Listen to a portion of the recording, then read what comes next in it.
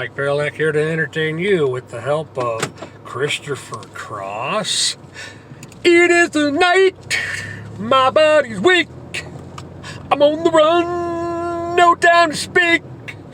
I've got to ride like the wind to be free again.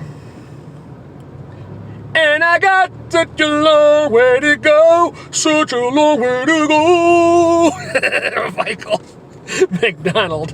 He sang backup on a couple of tracks that Christopher Cross did. Anyways, I don't know.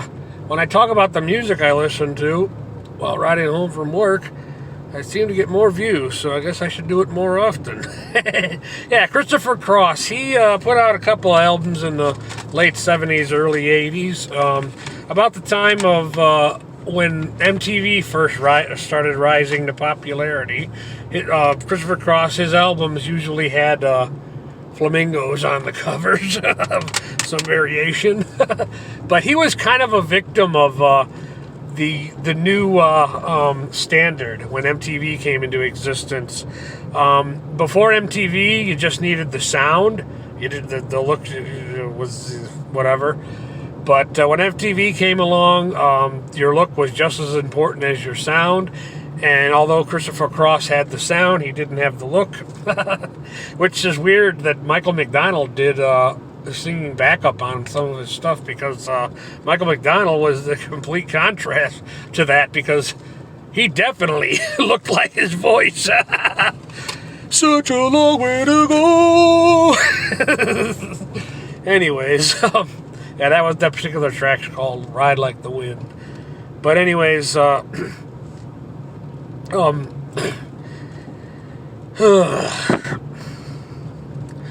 overnight, when MTV came into existence, literally overnight, your look became just as important as your sound. Something that Pat Benatar seemed to be wise to from the get-go. But anyways, Christopher Cross, I guess probably the most popular song he ever did that, mainstream music listeners might be familiar with is Arthur, the theme to Arthur. There's even a reference to it in the Friends show where Chandler's making fun of Monica's bad haircut.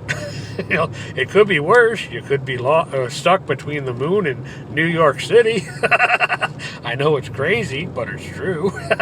I'm most familiar with for seasons 1 and 2 of that series. After that, I kind of lost track of the whole thing. And in my opinion, they drug that Ross and Rachel thing through the mud. 10 years? Come on. Anyways, but Michael McDonald helping Christopher Cross out. That was back when that still happened. Nowadays, it just seems like everything else, the music industry is like a dog-eat-dog world.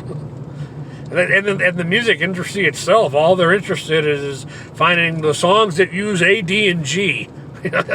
Those 3 chords, because statistically, those make for the most hits, apparently. Well, anyways, after Christopher Cross, I moved on to Paul Young. He had a moderate solo career, including a song called Come Back and Stay, and the more popular Every Time You Go Away, You Take a Piece of Me with You. That was a couple of hits he made on his own, but he was also one of, I think, 3 singers total that, I can't remember the name of the third guy, but I think he sang the All I Need Is a Miracle song for the band Mike and the Mechanics. It was Paul Young, Paul Kyrak, and a third guy. I can never remember the third guy's name. But anyways, yeah, Mike and the Mechanics, a band that was founded by Mike Rutherford of the band, the guitarist from Genesis. That was him basically doing his thing in the 80s, while Phil Collins did his solo career thing. And then Tony Banks, the keyboardist, basically just made music for movies. I listened to a tape last week, actually, that had some of the stuff, including a song called The Lions of Cemetery. Love that title. It's such a thought-provoking title. But the song Tony Banks doesn't sing; he just plays keyboard. But the singer in that song, I think, is the guy from Styx. I don't know that for sure, but whenever I listen to the song "Lions of Cemetery," the song "Mr. Roboto" pops in my head because the voices are similar. I could be wrong, but I just love that title. We are the Lions of Cemetery. And then I moved on to Dave Matthews Band, a cassette called "Under the Table and Dreaming." My particular copy, I don't know if you can see this, but it says "Proudly manufactured in Saudi Arabia."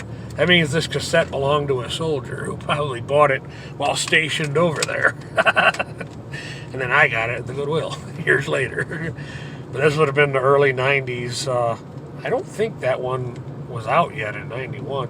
This would have been Desert Storm. But the Desert Storm war was over by 92. Obviously, we would still have had soldiers stationed over there. I was just a child, but I remember my foster father was a military dude, and in the short time I lived with that foster family, I just remember always having to go to the airport to pick him up from coming back from wherever he was stationed or deployed. But by then, I didn't get to the second Dave Matthews Band tape because I ran out of time and battery power. So I'll have to rectify that situation tomorrow, and then I'll pick off where I left off. Like Gloria Estefan, when she used to sing with the Miami Sound Machine, sings, "There's always tomorrow." And tomorrow I'll check out this Before These Crowded Streets, Dave Matthews Band. But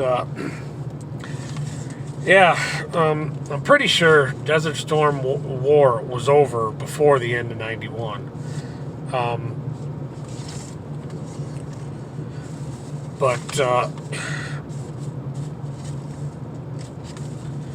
yeah,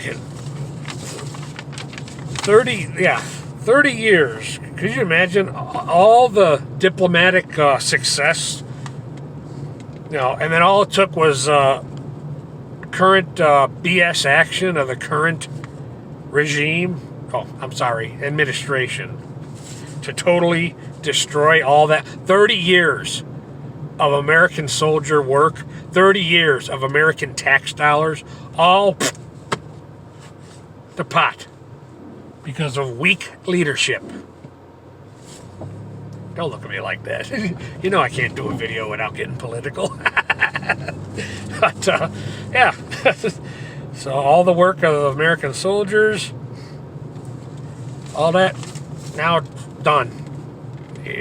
Billions of dollars worth of United States military equipment in the hands of the Taliban.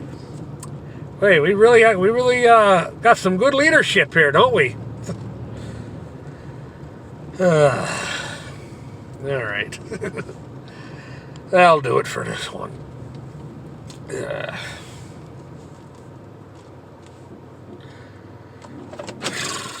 Mike Barlack, thank you for your time.